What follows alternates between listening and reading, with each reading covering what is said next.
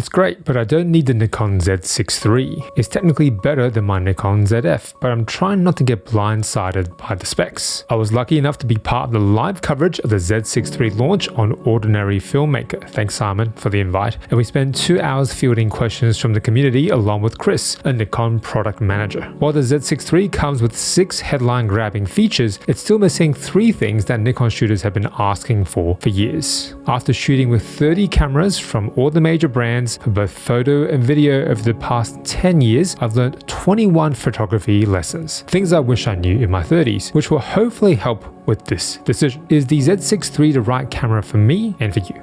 Hello, I'm Jack, this is Bokeh Therapy, and I can't tell if I'm making camera reviews or audio-visual poems. By the time this goes live, I'll have turned 40. But instead of celebrating, I'm going to the doctor's later this morning. I need to do a blood test. It's a bit nerve-wracking really, so help distract me by obsessing over the Z6 III together. I have a ZF, a few Z lenses, but haven't fully committed to Nikon. What I used to do in my 30s is to go all in too quickly, but camera brand loyalty can stop you from finding the best tool for the job. And lesson 21 is the speed you need. The Z6 III's first headline feature is the world's first semi-stacked sensor. Fast readout speeds to minimize rolling shutter at a fraction of the price of a fully stacked sensor. But I don't need it. I don't shoot sports or wildlife, and any events I shoot are very manageable at even 5 frames per second. There was a time when I thought I needed the speed, and lesson 20 is to not fall for the flagship. I bought the Sony A1 at launch, fully stacked sensor, 50 megapixels. The features I actually needed weren't there. Better auto white balance, more stable IBIS. And by being an early adopter, I was just subsidizing Sony's R&D for lower end models. The Z9 is fantastic, so is the Z8. But the Z6 III is the tool that enthusiasts like me actually need. These top tier specs are now available in a mid-tier Z6 III at not so mid-tier pricing, which brings me to lesson 19, second mover advantage. I've stopped pre-ordering at launch because we shouldn't have to pay full retail just to be beta testers. Firmware bugs and camera recalls are not an if, but a when, and I'd rather wait till the dust settles. 6 months ago, I couldn't sleep. I thought I was active, healthy for a 39-year-old, but I was always tired. I had a sneaking suspicion I knew what was going on because the men in my family are cursed. I come from a long line of diabetics, late onset type 2 diabetics. My dad, granddad, both diagnosed in their 60s, and their quality of life changed overnight. I pride myself on being punctual, but at 39, I didn't want to be ahead of the schedule. Lesson 18 is on the value of time, and I've wasted too much of it in my 30s just offloading photos. You should just buy the fastest media possible, and the Z6 III holds CF Express Type B and SD cards, same as the Z6 II. But lesson 17 is all about redundancy, which, while it works fine for photos, the Z6 III still can't do dual card recording for video. In fact, no Z camera can. This is the first big feature that was missing from the Z6 III, which rules it out for a lot of solo filmmakers. It's not a deal breaker for me, but still a letdown. What wasn't a complete letdown was the Z6 III's second headline feature, 120 FPS, continuous blackout-free shooting with an endless buffer, but comes with a 1.5x crop and it's JPEG only. The fact it's not RAW is the second feature missing from the Z6 III, though to be fair, it's not in the Z8 or Z9 either, which leads me to lesson 16, shoot for the edit. Even if you shoot RAW, it's worth taking the time to pick the right JPEG settings, get your white balance and metering right in camera. On the off chance your RAWs get corrupted, the JPEG is still usable. But going through 120 frames or more just to find one shot, that sounds like a suboptimal workflow to say the least. Lesson 15 is to slow down the process. Waiting at the same spot for the right subject always works better for me than spraying and praying. But lesson 14, there is such a thing as being too slow. For example, 120 frames per second for video. I shoot video on the Sony FX3, have done so for the past 4 years. Do you want to know how many 4K 120 clips I've shot? Just this one and this one. I'm not a DP on a film set, but what used to be the holy grail video effect now looks dated. Ultra slow-mo montages aren't in vogue anymore, and lesson 13 is to not overpay for what you don't need. I definitely don't need the Z6 III's third headline feature, 6K RAW. Unlimited post-production flexibility to change the ISO and white balance. The trade-off is enormous file sizes, and for my work, a good log profile and a 10-bit codec is more than enough. But the Z6 III's fourth headline feature is the basis for lesson 12. You can never get too close. I'm talking about uncropped 4K 60. Your wide angle lenses stay wide angle, and you can get closer to the subject without messing up your framing. But lesson 11, you can work with what you've got, because other than Canon R6 Mark II shooters, we've all had to adapt. A 1.5 times crop for slow-mo has become everyone's second nature, so full frame 4K 60 is now just a luxury rather than an unsolvable pain point. Diabetes doesn't hurt.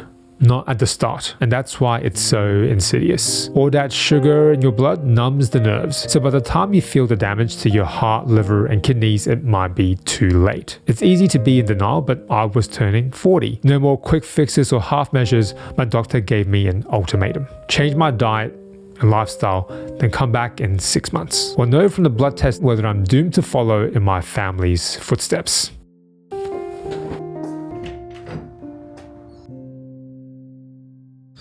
That's it, I'm done. Now all I have to do is wait.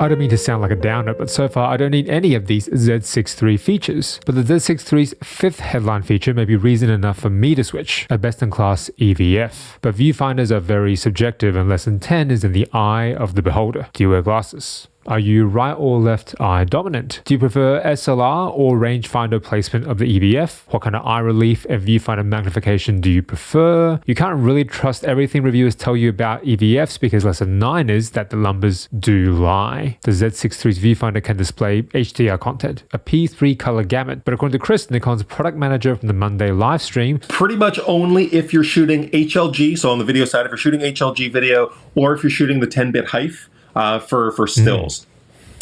Beyond that, there's not going to be a huge need for it. The Z6 III's $5.7 million EVF doesn't sound as good as the Sony a7R5's $9.44 million panel. But on the Sony, the resolution drops as soon as you start autofocus tracking. I'll reserve judgment on how smooth the EVF feels on the Z6 III, and lesson 8 is don't buy all your gear online. So many agonizing purchase decisions only take a second to resolve by walking into a physical store. Nothing beats holding the camera in your hands and up to your eyes.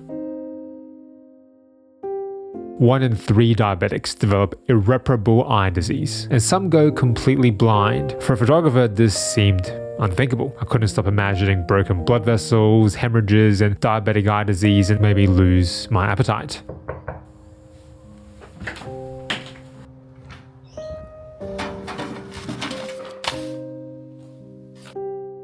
The quickest way to stop procrastination is to reduce your workflow friction. So here's a lightning round. Lesson 7, find a good keyboard. Something with haptic feedback that compels you to keep typing. Can be mechanical or not, it doesn't really matter. You just have to like the sound it makes as you keep working. Lesson 6, get a mouse with more than 2 buttons. Ideally programmable shortcut buttons and multiple scroll wheels like the Logitech mouse, especially useful for huge Lightroom catalogs or a video timeline. Lesson 5, get a height adjustable monitor. Don't just slump at your laptop. Your shoulders will thank you 10 years from now. Lesson 4, get a good chair. Doesn't have to be expensive as long as it's height adjustable, has enough back support, and up to you if you go with arm rests. Lesson 3, tablet, laptop, or both. A lot of you swear by an iPad editing workflow, so I really gave it a shot, but I'm a laptop person. I want the extra controls, no compromises on any feature sets with the software I use, and lesson 2 is everything will be a subscription. Whether we like it or not, Adobe promised, Capture One promised, and look where we are now.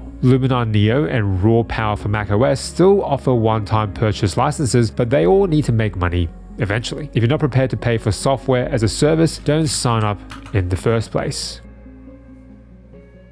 The Z6 III's sixth and last headline feature is also the third thing it's missing: the screen. It's not the 3-axis tilt screen like on the Z8 or Z9, or the 4-axis screen on the Sony a7R5, just a love it or leave it flippy screen. Apparently a lot of Z6 II shooters were asking for this, but I'm yet to meet one online or in person. Let me know in the comments if you're in this camp, but I'm not. The biggest lesson that I wish I knew in my 30s, photography lesson 1, is that nothing's a deal breaker. Tilt or flip or close the screen entirely. I spend less time worrying and more time shooting to put in the work. Now that I'm 40, I can redirect all that nervous energy towards productivity, something 30-year-old me could never have managed. In fact, making this video made me stop worrying about this letter from my doctor. My test results are back. They came in the mail yesterday, but I couldn't bring myself to open it till just an hour ago. My cholesterol's down, my sugar's normal, blood work is clean. I'm healthier now at 40 than I was even in my 20s, because nothing's a deal breaker if you put in the work.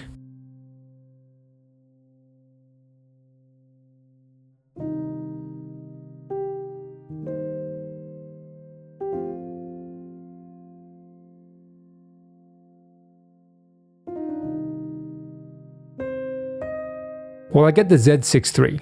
It looks to be a fantastic camera, but the one we all really want is a full-frame rangefinder version of the ZF. Help me with my Nikon ZS wishlist in the next video here when it's ready to go. I'm Jack, capturing peace in each moment.